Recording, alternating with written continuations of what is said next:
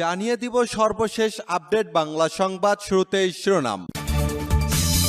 শিক্ষার্থীদের ধরে নিয়ে যাওয়ায় আবারও সকাল থেকে আন্দোলন শুরু হয়েছে। কোটা আন্দোলন নিয়ে হাসিনাকে ক্ষমতা থেকে নামাতে জাতিসংঘের খেলা শুরু। হাসিনাকে মার্কিন যুক্তরাষ্ট্রের আল্টিমেটাম, 5ই আগস্ট এর মধ্যে সাংবিধানিকভাবে পদত্যাগের নির্দেশ। এবার কোটা আন্দোলন নিয়ে আন্তর্জাতিক আদালতে হাসিনার বিচার শুরু, থাকছে বিস্তারিত প্রতিবেদনে।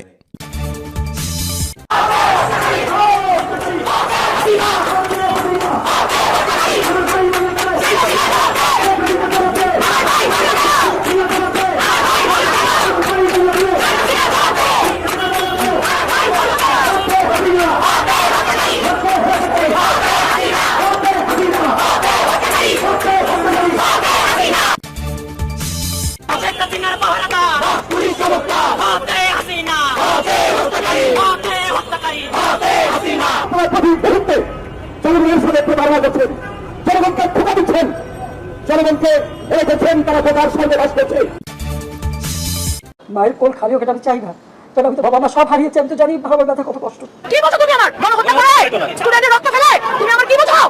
কি বলছো তুমি আমার? আজকে আমার ভাইকে ফেরত দাও, আমার বোনকে ফেরত দাও, আমরা চান্দা উঠাই আমার ভাইকে ফেরত দাও। তাহলে কি তুমি তোমার স্বজন হারানোর বেদনাকে এই বাংলাদেশের উপরে রক্তের বন্যা দিয়ে কি অনুভব করতে চাও? বাংলাদেশের যে স্টুডেন্টরা মারা গেছে এদের রক্তের বন্যা দিয়ে কি উনি কি বাংলাদেশের সরকার কি সেটা অনুভব করতে চায়? এটা ওনার রাগ, এটা ওনার ক্ষোভ। উনি বাংলাদেশকে ভালোবাসেনি।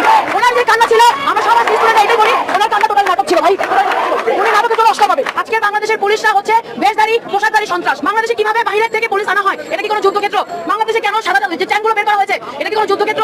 আমরা কি কোনো যুদ্ধক্ষেত্রে নেমেছি? সাধারণ আর্মিরা কেন আজকে স্টুডেন্টদের পাশে না দাঁড়িয়ে কেন স্বৈরাচার সরকারের পাশে দাঁড়িয়েছে? আজকে কেন পুলিশ বাহিনীকে আমরা ধিক্কার জানাই, নিন্দা জানাই? আমি তখনও বলেছিলাম বেশধারী পোশাকধারী সন্ত্রাস।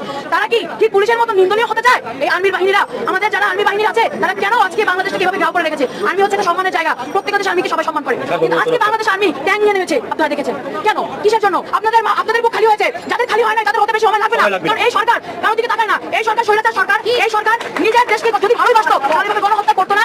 এবং সে এক প্রকার নিজের মনে এই দেশের প্রতি ঘৃণা নিয়ে মানুষকে হত্যা করছে। যে গার্ডিয়ানরা ঘরে বসে থাকবেন না, আপনারা নামুন, আপনার সন্তানের বিচারের জন্য নামুন, আপনার সংখ্যাপত্র হবে নামুন, তাহলে বাংলাদেশ সরকার পতন হবে। এবং আমরা বাংলাদেশ সরকারকে আর চাই না। হয়েছি আমার জানার মতে এখানে আমরা সবাই স্টুডেন্ট আছি এবং এই ব্যাপারটা যে বলেছে সে বিভ্রান্তিতে ফেলার জন্য বলেছে। সে বিভ্রান্তিতে ফেলার জন্য বলেছে। সে আমাদের মাইন্ড অন্যদিকে ডাইভার্ট করার জন্য বলেছে।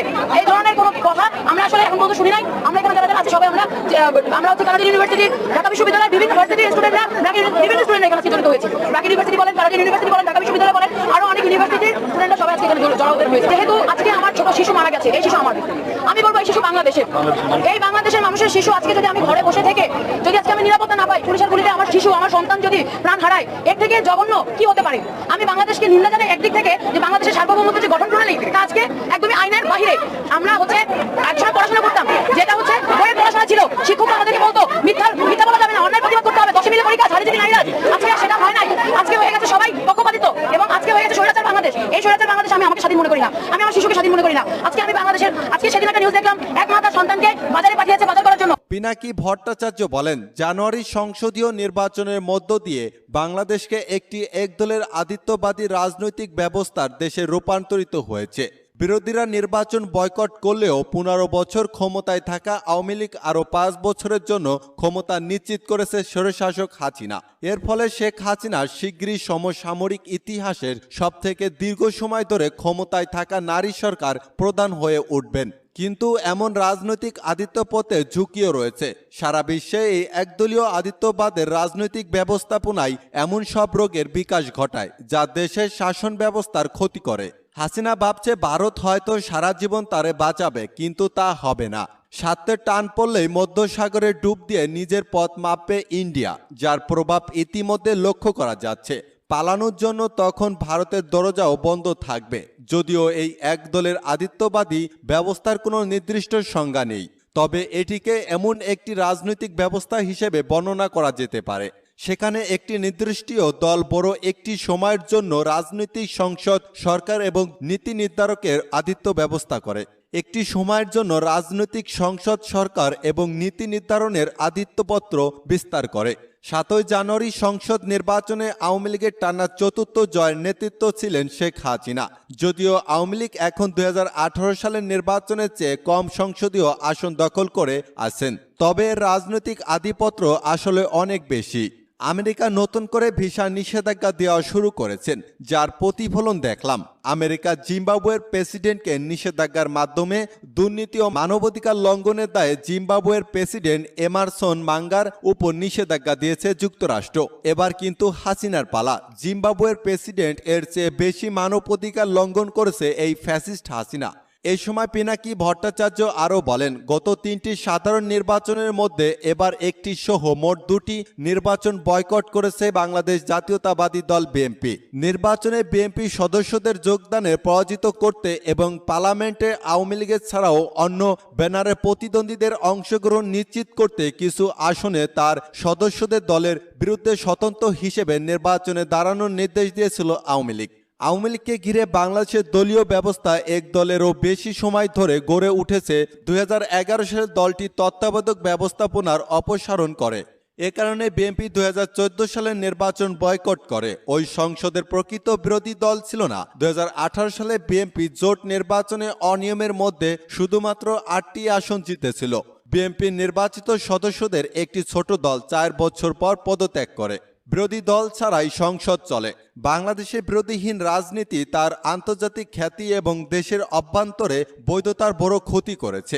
এটি স্বীকার করে আওয়ামী লীগ 2013 সালে জোর দিয়ে বলেছিল, আগামী সংসদ নির্বাচন অবাধ ও সুষ্ঠু হবে। তবে নির্বাচনে অনিয়ম, বিচারিক হয়রানির কথা উল্লেখ করে বিএনপি আওয়ামী লীগের আশ্বাসে বিশ্বাস করেনি। বিরোধী দলের বয়কট এর কারণে আওয়ামী লীগের ওই প্রতিশ্রুতি অপরীক্ষিত রয়ে গেছে। তবে এটি ক্ষমতাসীন দলের রাজনৈতিক আধিপত্যকে আরও মজবুত করেছেন।